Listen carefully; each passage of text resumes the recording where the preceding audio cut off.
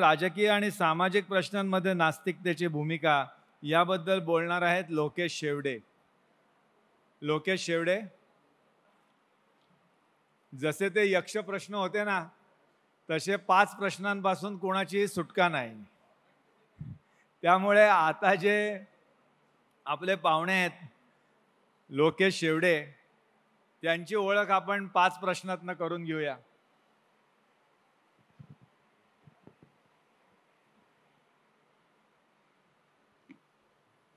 लोकेशजी, इथल्या काही प्रतिनिधींचं असं म्हणणं आहे की तुमचं वर्णन एका वाक्यात करायचं तर जाती व्यवस्थेचा कोश असं करता येईल.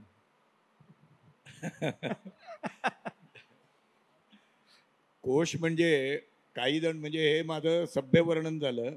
काही जण मला म्हणजे नवीन माणसं तर मला जातीयवादीच समजतात. मग मी त्यांना दुरुस्ती करून सांगतो की नाही, मी जातीयवादी नाही, मी पोट जातीयवादी आहे किंवा गोत्रवादी आहे. कधीतरी माझ्या अंदाजाने त्या गोत्राच्या विरुद्ध एवढा मोठा लेख लिहिलाय मी. ते कधीतरी एकदा कोणीतरी आव्हान दिल्यामुळे मी अभ्यासाला तो विषय घेतला होता. आणि त्या काळात असं झालं, म्हणजे 92-93ची गोष्ट असेल, की मी 2-3 वर्ष त्या विषयाचा अभ्यास केला. तोही असा केला की लोकप्रवाद काय आहेत आणि त्या जातींची वस्तुस्थिती काय आहे. तर त्यानंतर हे लोक असं म्हणायला लागले, आमचे मित्र, हे माझी या जातीचा मिळोमज कोणी, हे या अर्थाने तुम्ही सार्थ करून दाखवलं असं म्हणायला हरकत नाही. आणि हा नास्तिक माणूस आहे, जाहीरपणे नास्तिक माणूस आहे, आणि तरी सुद्धा कुसुमाग्रज प्रतिष्ठानचा कार्यवाह होता आणि आता सल्लागार आहे. ही अशी कलांची आणि रसिकतेची सलगी ही नास्तिक माणसाला शोभत नाही, असा देखील काही डेलिगेट्सचा आरोप आहे. हां, म्हणजे असं बऱ्याच जणांना वाटतं, कारण सांस्कृतिक म्हणजे अगदी का कुणास ठाऊक, पण शास्त्रीय संगीत किंवा नृत्य किंवा या सगळ्या बाबतीत आपल्याकडे ते बऱ्यापैकी पूर्वीचा काळ हा देवाची स्तुती, परमेश्वराची स्तुती, म्हणजे गणेश स्तुती वगैरे, अगदी भरतनाट्यमपासून ते आपल्या शास्त्रीय संगीतात सुद्धा ते आहे.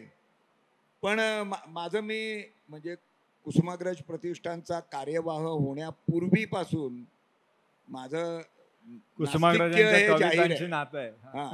आणि तरी सुद्धा मला तिथे नेमलं गेलं, त्यामुळे काय आता मला सरांच्या नाटकाच्या ग्रुपचं नाव होतं गॉसिप ग्रुप, आणि त्यांचे जे पुस्तकं आहेत त्यातल्या एका पुस्तकाचं नाव आहे प्रस्थापितांच्या बैलाला.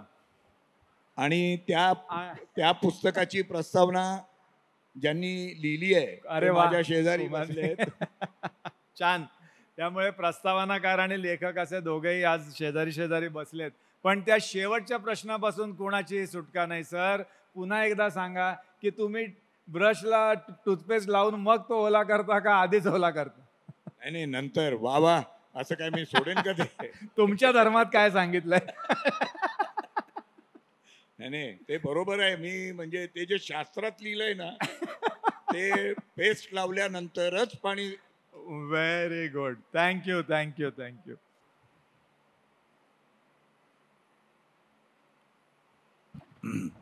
नमस्कार. मला एक माझी आठवण सांगायची आहे. पहिलं,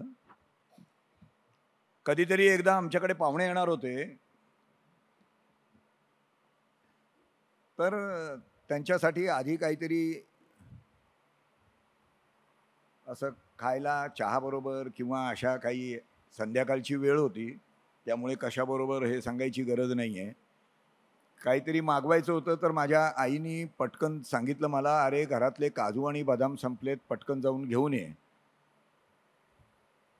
तर मी गेलो, दुकानात पोचलो, तिथे नव्हते. म्हणून तिथून फोन केला परत माझ्या भावाला आणि विचारलं, आईला विचार की तिथे काजू बदाम नाही आहेत, तर काय करू?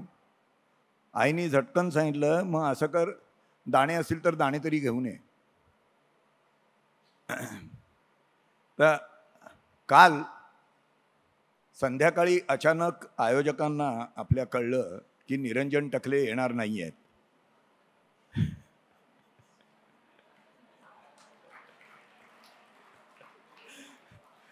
तर तर मग त्या जे काही दाणे नशिबी आलेत तुमच्या, त्यांना काजू बदाम मानून घ्यावं ही विनंती.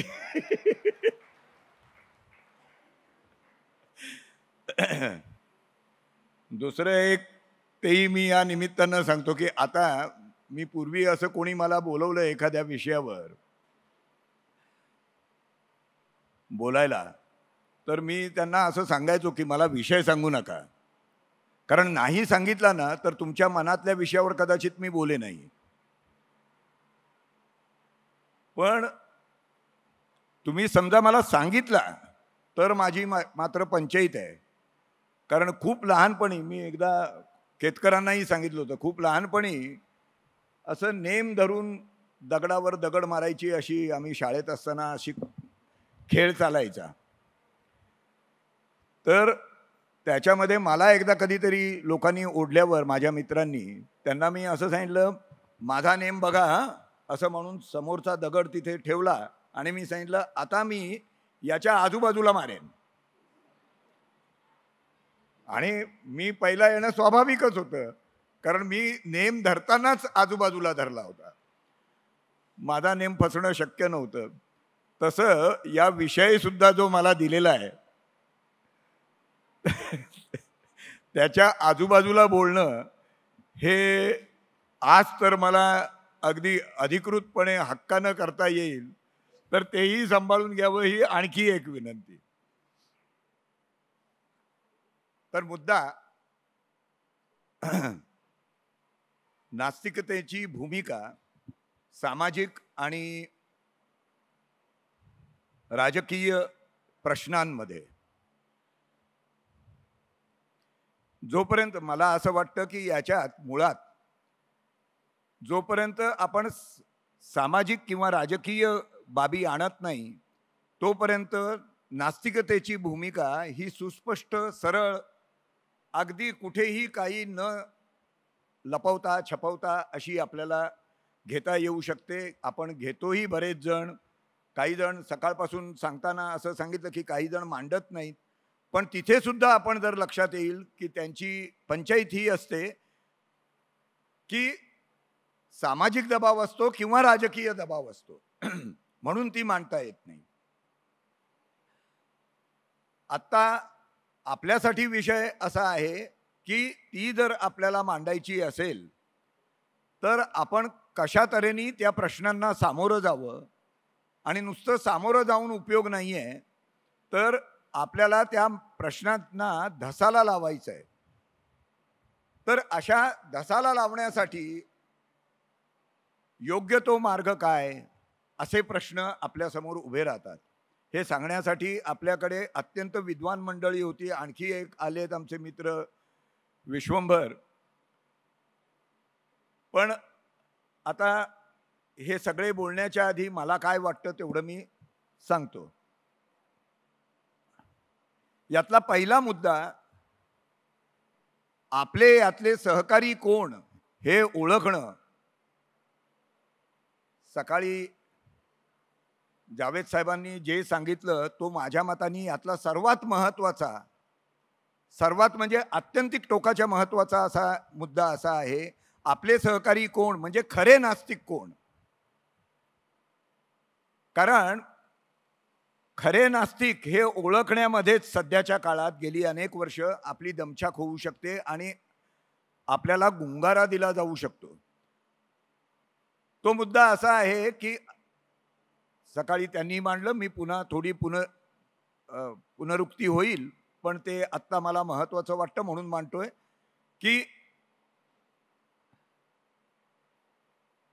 मी नास्तिक आहे असं जाहीरपणे ठामपणे सांगणारे हे अनेक वेळा आपल्याला असं आढळतं की नास्तिकता असली तरी ते धर्म, विशेषतः परधर्म हा मानतात. माणसातले धर्माचे म्हणजे धर्म परधर्म असे भेद मानतात आणि जात परजात असाही भेदभाव मानतात.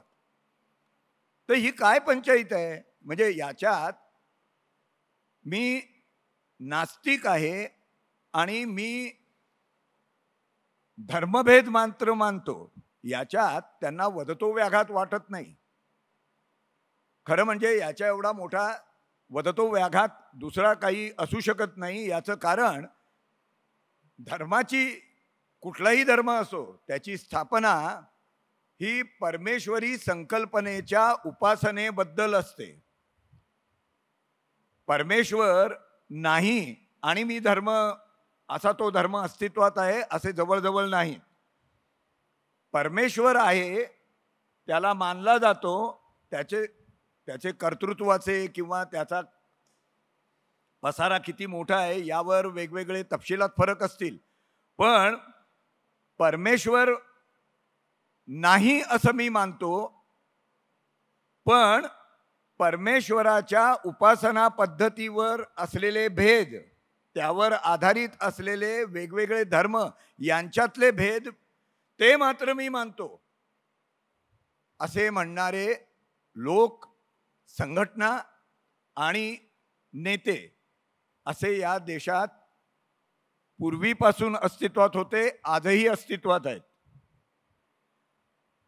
या लोकांमध्ये आपण कुठेतरी आपली फसगत होण्याची किंवा आपल्याला ऐन वेळेवर गुंगारा दिल्या जाण्याची शक्यता आहे. हे नास्तिक, जो खरा नास्तिक आहे, जो यातले कुठलेही भेद मानत नाही, त्यांनी सर्वात जास्त जर स्वतःला जपलं पाहिजे तर या लोकांपासून जपलं पाहिजे. हा नुसता भेद मानणं इथपर्यंतच हे मर्यादित राहत नाही, तर तो धर्म परधर्म द्वेषापर्यंत ते जातं. परधर्म द्वेष हा जणू देशभक्तीचा पुरावा असा मानला जातो. ह्या पातळीपर्यंत आल्यावर मी किती देशभक्त आहे हे दाखवण्यासाठी परधर्म द्वेष किती आहे हे दाखवण्याची अहमहिका लागते. हे लोक आपल्या सोबत येण्याची शक्यता असते, आपल्याला असं सांगून की मी मात्र नास्तिक आहे, मी देव काही मानत नाही, आपल्याला पण पटत नाही वगैरे, अशा तऱ्हेचं ही वाक्य आपल्याला आपल्या तोंडावर फेकली जातात आणि आपण त्याच्याकडे आकृष्ट होतो. ह्या लोकांपासून सर्वाधिक सावध राहण्याची गरज आहे, जी आजच्या काळात मला वाटतं, मी पुनरुक्ती केलेली असली तरी सुद्धा ते तितकंच महत्त्वाचं आहे की बाकी काही नाही झालं तरी चालेल, की हा आपला सर्वात मोठा शत्रू आहे, जो देव मानत नाही किंवा तसा दावा करतो आणि देवाच्या उपासनेच्या पद्धतीवर आधारित जन्मसिद्ध धर्मभेद मात्र मानतो. अशा माणसांपासून आपण नास्तिकांनी सर्वात अधिक समाजात फिरताना किंवा राजकीय भूमिका घेताना किंवा अशा लोकांच्या साथीला जायचं की नाही जायचं या विषयात कुठल्याही तऱ्हेची भूमिका घेताना पहिला हा विचार करायला पाहिजे की समोरचा माणूस ज्याच्या बरोबर आपण जाऊ पाहतोय तो अस्सल नास्तिक आहे की नाही. मगाच्या बोलण्यामध्ये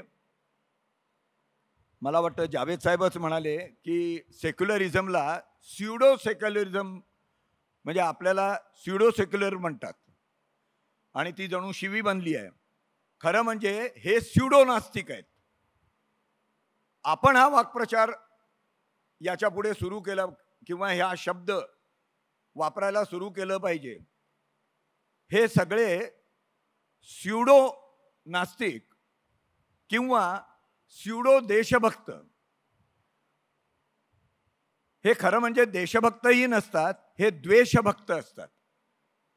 अन्य धर्माचा द्वेष हा अत्यंत आंधळेपणानं करत जाणं आणि त्याबद्दल प्रचार करत जाणं असे ते लोक असतात.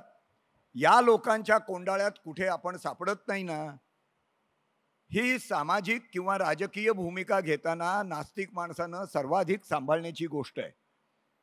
कारण ही मंडळी जेव्हा आपल्याला संपर्क करतात तेव्हा ते काहीतरी फार मोठं कार्य कुठेतरी आदिवासींमध्ये, त्यांना ते वनवासी म्हणतात, कुठल्या तरी शाळेचं काम, कुठल्या तरी सांस्कृतिक काहीतरी क्रीडा प्रकारांचं काम, अशा कारणासाठी आपल्याला एकत्र येऊन आपल्याला व्यासपीठावरही बोलवतात, अनेक वेळा मोठेपणाही देतात.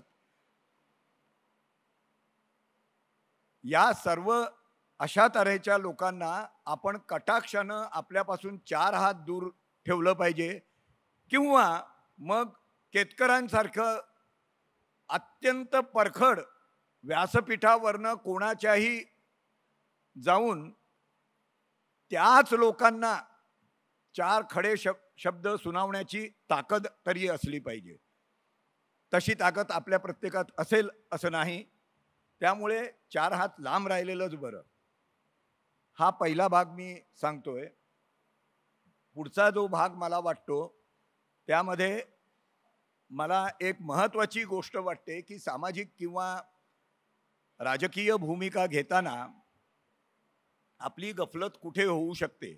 ही गफलत बरेच वेळा आपल्यापैकीच लोकांची अधिक होताना मी पाहतो. याचं कारण उदाहरणार्थ अमुक अमुक धर्माच्या लोकांमध्ये अमुक अमुक पेहराव आहे, याच्या विरुद्ध तो पेहराव घालून शाळेत किंवा कॉलेजमध्ये जावं की नाही, याच्या विरुद्ध आंदोलन आहे. तर आपली भूमिका काय असली पाहिजे? 100% सत्य आहे की तो पेहराव धार्मिक आहे. आपण नास्तिक आहोत. आपली भूमिका काय पाहिजे? यातले आपल्यात अनेक जण शुद्धतेचा आग्रह धरतात. शुद्धतेचा आग्रह म्हणजे अशा अर्थाने की तू जसं आपल्या धर्मातल्या लोकांना बोलतोस ना, हे लावू नका किंवा असल्या पूजा करू नका किंवा असलं पितांबर नेसू नका, मग तू त्यांच्याबद्दल का नाही बोलत? इथे सगळे पेच येऊन आपले थांबतात. आणि आपण काय भूमिका घेतली पाहिजे याच्यामध्ये आपल्यातले बरेच लोक त्यांची गफलत होते असं मला वाटतं. हे सगळे सामाजिक किंवा राजकीय बाबी आल्या की ही गफलत सुरू होते. याचं प्रमुख कारण असं आहे की मुळात सामाजिक आणि राजकीय असं वेगळं नसतंच. जे असतं ते सामाजिक आणि राजकीय एकत्रच असतं. समाजातूनच राजकीय भूमिका प्रेरित केल्या जातात आणि त्या सामाजिक प्रेरणासुद्धा ज्या असतात त्याच्यामागे कुठेतरी राजकारण असतं. तर राजकीय आणि सामाजिक असं वेगळं काही धरून आपण बोलण्यात अर्थ नसतो. त्याच्यामागे राजकीय प्रेरणा असतातच कुठल्याही सामाजिक विषयात, आणि तिथे भूमिका घेताना आपल्याला राजकीयच घ्यायला लागते. ती दिसताना सामाजिकच असेल पण त्याच्यामध्ये दबाव असणार आणि त्याच्यामध्ये राजकारण घडणार. हा आपण जेव्हा शुद्धतावादी जर विचार करायला लागलो आणि आपण इतर धर्मीयांना जर सुनावायला लागलो की तुम्ही तुमचं हे सोडा, त्यांच्या चुकीच्या बाबींवर आपण टीका करणं, त्या अशा रूढी, याचं समर्थन आपल्यापैकी दुरान्वये कोणी करणार नाही, करू शकतही नाही. कुठलेही असो, पेहरावात स्त्रीचा चेहरा झाकणं किंवा डोकं झाकणं किंवा या सगळ्या बाबी या रूढीच आहेत आणि या धर्मावर आधारितच आहेत. याचा आपण नास्तिकांनी कधी समर्थन केलं जाऊ शकत नाही. पण याच्याबरोबर आपल्याला दुसरा भाग जो लक्षात घ्यायला पाहिजे की इथे अशा बाबीत आपण एक त्याहून जास्त महत्त्वाची बाब लक्षात घेतली पाहिजे. ती ही की आपली भूमिका ही बहुसंख्याक सत्तेच्या विरुद्ध ही अधिक महत्त्वाची आणि मोलाची आहे. एखादी रूढी किंवा एखादी मागास पद्धत याच्यामध्ये अल्पसंख्याक जे असतात यांचं चुकत नसतं असं नाहीच आहे, ते चुकतंच आहे, त्याच्याबद्दल वाद नाही आहे. पण तो बहुसंख्याकांनी एक हत्यार म्हणून वापरणं, आपण त्याच्यामध्ये काय भूमिका घेतली पाहिजे, तर आपण याच्यामध्ये त्यांच्या धर्मस्वातंत्र्याची भूमिका घ्यावी.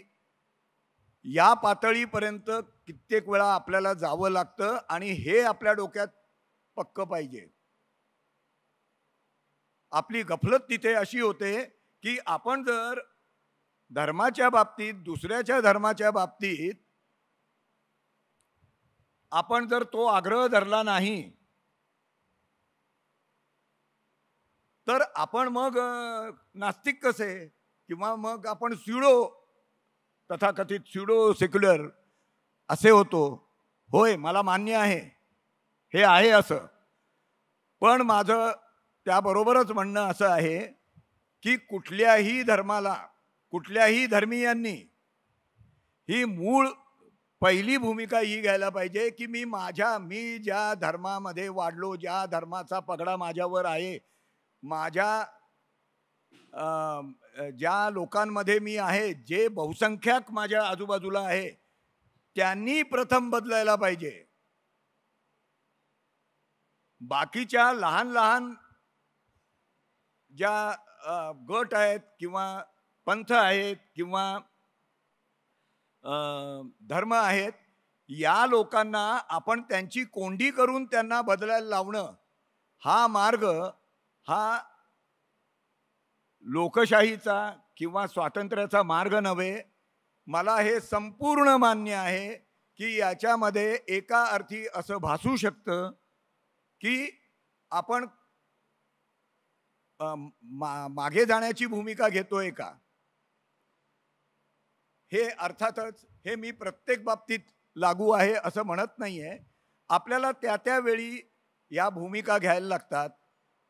आपण नास्तिक आहोत, आपल्याला हे मनापासून सर्व धर्मीयांचे, सर्व जे पगडे जगभरच्या जनतेवर असे पक्के झालेले आहेत, हे दूरच करायचे आहेत. पण मग ही सुरुवात करायची कुठून?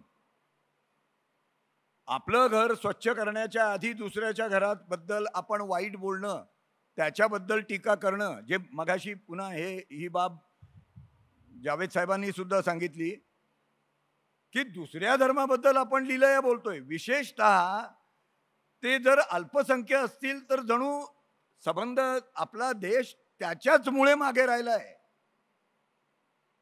म्हणजे मला कळूच शकत नाही, 80 आणि 90% लोकांना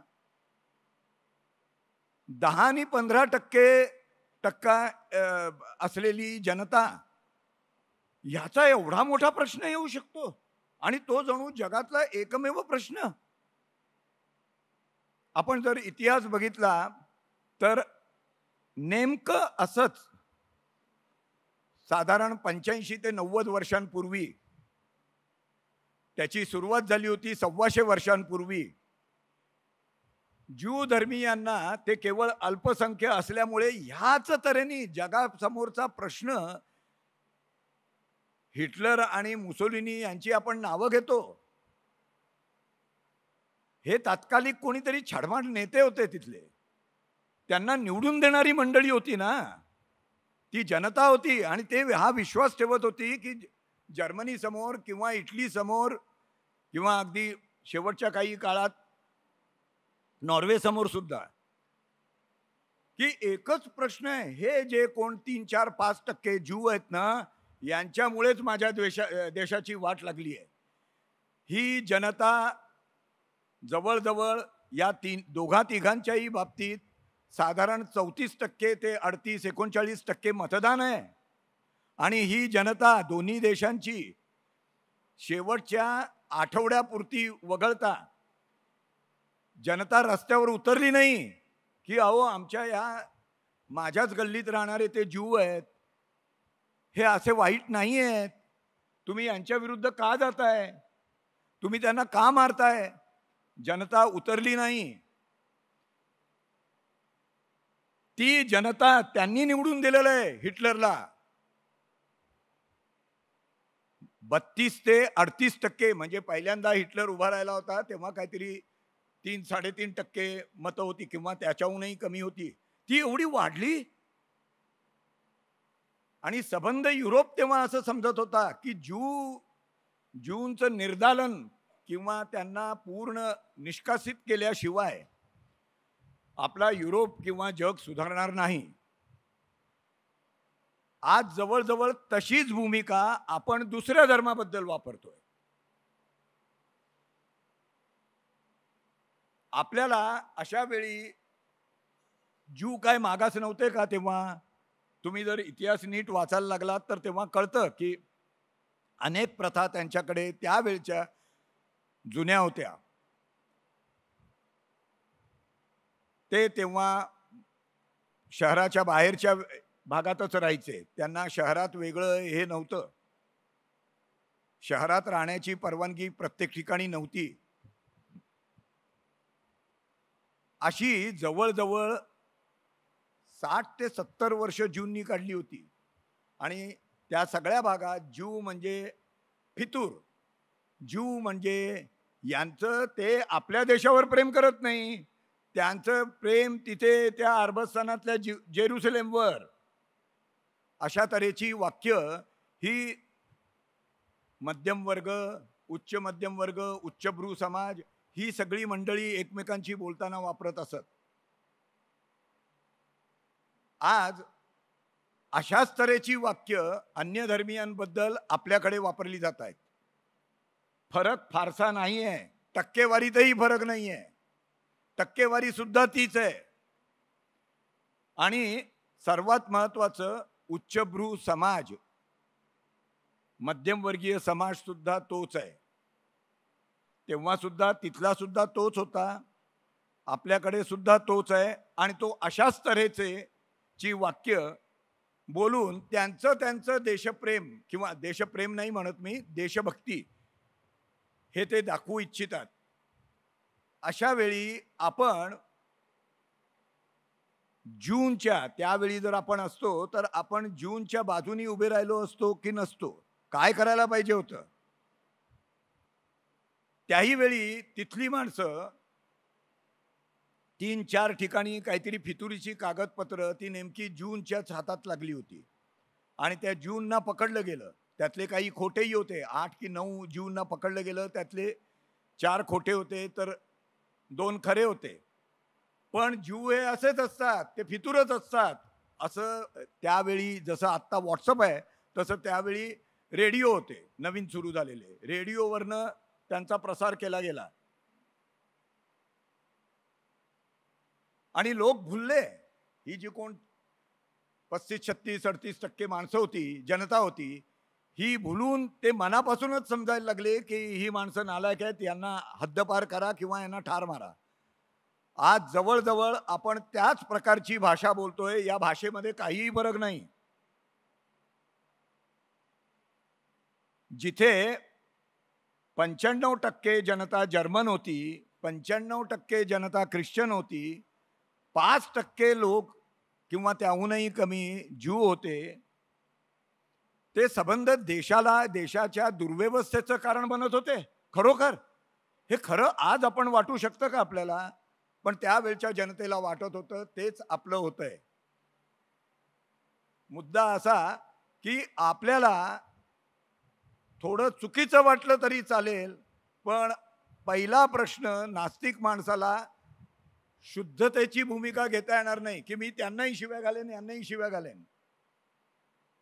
आपल्याला फेसबुकवर, व्हॉट्सअपवर आता तू गप्प का चिथावणी दिली जाते सतत. आता त्यांनी असं केलंय, आता बोल. तू फक्त आमच्या विरुद्ध बोलतोस, त्यांच्या विरुद्ध बोला की. या चिथावणीला बळी पडू नये याच्यावर त्यांना आपण शांतपणाने त्यांचीच विसंगती त्यांना दाखवली पाहिजे.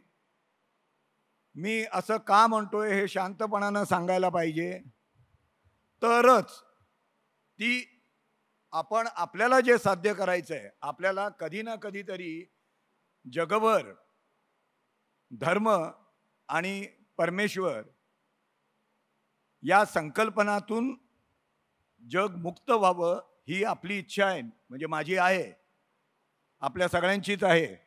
ते जर साध्य करायचं असेल तर आपल्याला प्रत्येक त्याच्या मधल्या काळात असं करून चालणार नाही की जे सापडतील त्या सगळ्यांना आपण.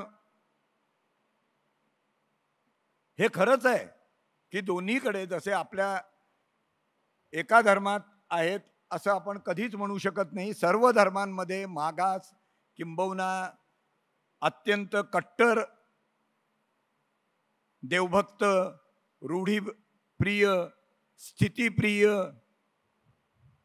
अशी माणसं आहेत, जगभर आहेत. आपल्याला जर काम करायचं असेल तर आपल्याला पहिलं बहुसंख्याक जे अल्पसंख्याकांवर आक्रमण करू इच्छित आहेत, त्यांना जे बदनाम करू इच्छित आहेत, त्याच्यापासून वाचवणं हे आपलं आद्य कर्तव्य ठरतं असं मला वाटतं. मी बोलताना अनेकांना आत्ता आपल्यामध्ये सुद्धा असं वाटू शकेल की नाही, त्यावेळी आपण अगदी सरळ भूमिका, त्यांचं चुकलंय ना, त्यांना अमुकच करा. मला असं वाटतं अशाच वेळी हा सावध राहण्याचा क्षण असतो आपला. आपल्या सत्तेचा, ते सत्तेवर का आले तर ते बहुसंख्याक आहेत म्हणून आलेत. त्या बहुसंख्याकत्वाचा फायदा घेऊन अल्पसंख्याकांना चिरडण्याचा आणि त्याच्यामध्ये तुमचा वापर होण्याचा हा संभव प्रचंड आहे. ही शक्यता अतिप्रचंड आहे. या शक्यतेपासून आधी आपण लांब राहायला पाहिजे. आपण अशा तऱ्हेच्या चिथावणीला बळी न पडता आपली भूमिका ही नास्तिकतेची असली तरी त्याहून आजच्या काळात अधिक भूमिका ही आहे की कुठल्या अत्याचारित किंवा दुबळ्या झालेल्या घटकांना सांभाळणं हे मला वाटतं शहाणपणाचं आहे. मी मुद्दामच कुठल्या तपशिलातली उदाहरणं आत्ता घेतली नाही, कारण त्या तपशील एकदा घेतला की त्याच्यामध्ये अनेक कंगोरे येतात. मग त्यावर बोला, मग त्याच्यावर बोला. ते मला वाटतं आपण सगळे सुज्ञ आहोत. आपल्याला नेमकं याच्यातून मला जे सांगायचं आहे ते जर पोहोचत असेल तर त्या तपशिलात आणि त्या तपशिलाच्या आणखी सूक्ष्म भागात जाण्याची गरज नाही.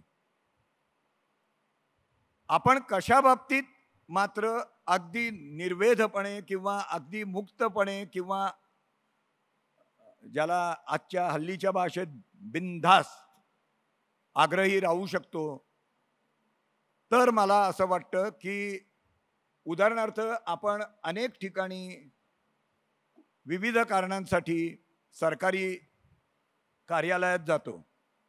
या कार्यालयात, हे कार्यालय सरकारी आहे. सरकार हे कुठल्याही धर्माचं नाही. सरकार हे कुठल्याही परमेश्वराचं उपासक नाही. आणि हे आपण संविधानाचं बोलतोय. आपल्या संविधानात सरकार हे अमुक धर्मीय आहे असं म्हटलेलं नाही. इथे असीम सरोदे पण आलेले आहेत, ते अधिक चांगल्या तऱ्हेने बोलतील यावर. पण हे गेल्या काही वर्षात कुठल्याही सरकारी कार्यालयात गेलो तर तिथे गणपतीचं, म्हणजे ती गणेश चतुर्थीला मूर्ती बसवली जाते, त्याचं विसर्जन ते यथासांग केलं जातं. किंबहुना आलेल्या अनेक पुरवठादारांना किंवा यांना त्याच्यासाठी काहीतरी देणगी द्या म्हणून सांगितलं जातं. तोही पुरवठादार किंवा कॉन्ट्रॅक्टर, त्यांना कंत्राटदार, तो अत्यंत भक्तिभाव असल्यासारखं दाखवत ते करतो आणि आमचं ते टेंडरचं होईल ना असं वर्ण विचारतो.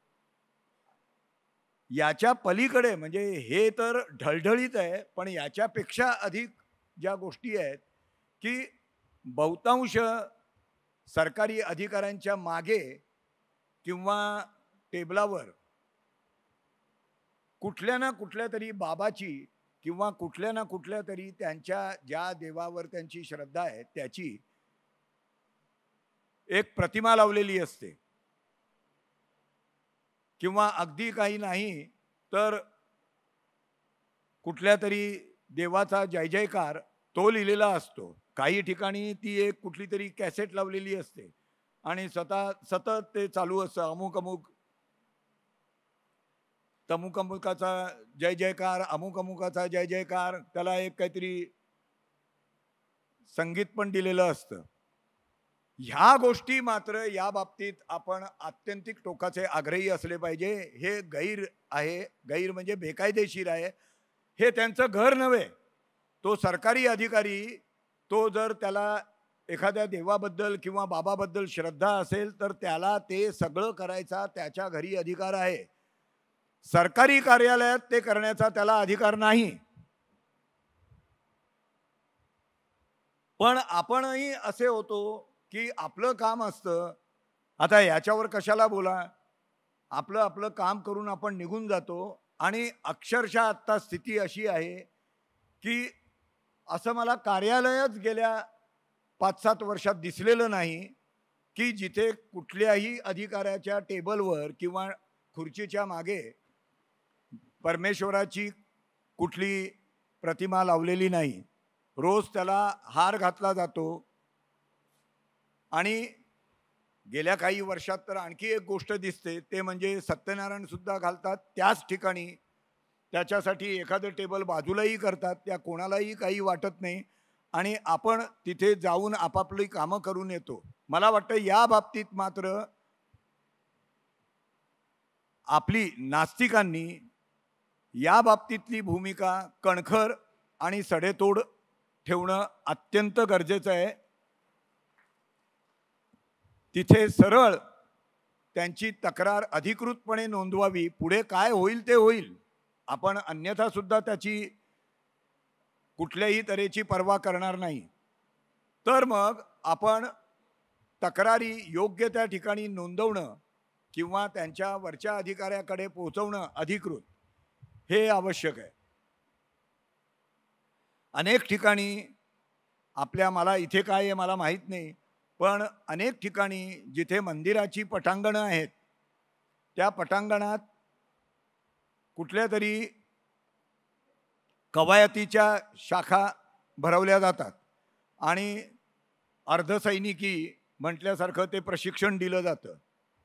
काल परवा केरळमधलाच एक निकाल आलेला आहे की हायकोर्टाने केरळच्या त्याच्यावर बंदी घातली आहे आणि यासाठी मंदिरं वापरली जाऊ नयेत. आता आपली भूमिका अशी आहे की मंदिरं हीच आपल्याला मान्य नाहीत, कारण आपण परमेश्वर मानत नाही.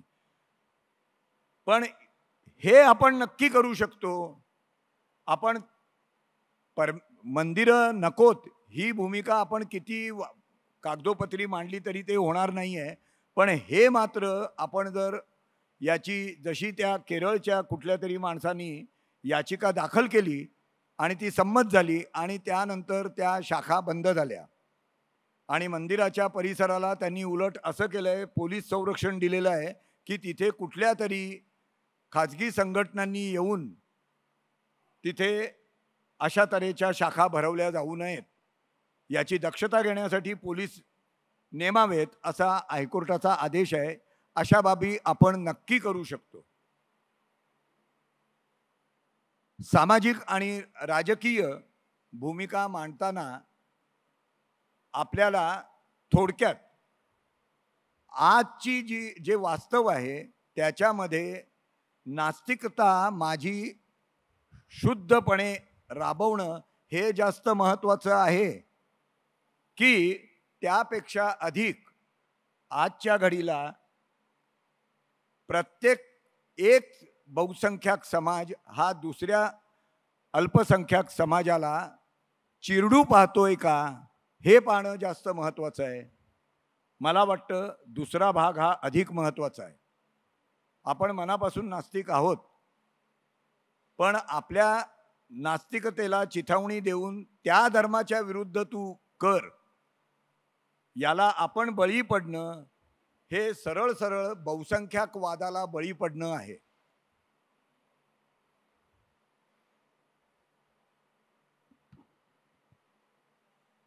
याबरोबरच 2-3 अशाही गोष्टी आहेत की जिथे आपली फसवणूक होते.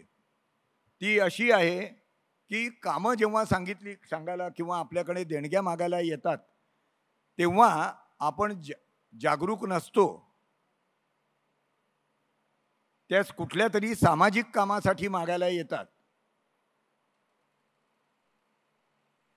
मी स्वतः अनेक वेळा म्हणजे मला चांगल्यापैकी मी या बाबतीत जागरूक असूनही अगदी आयत्या वेळी कळलंय की अरे हे पैसे सगळे जे गेले ते अगदी नको त्या कवायतवाल्या लाठी फिरवणाऱ्या संघटनेला गेले.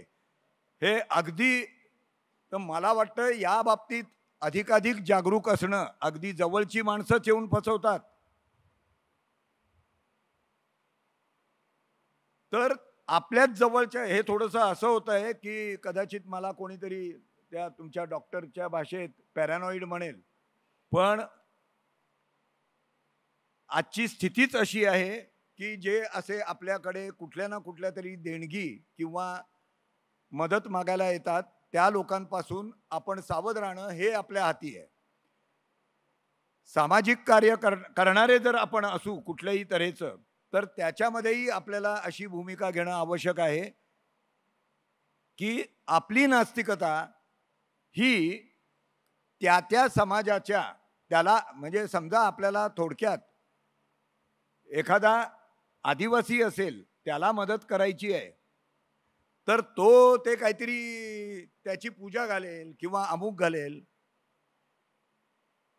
अशा तऱ्हेने आपण त्याच्याकडे बघणं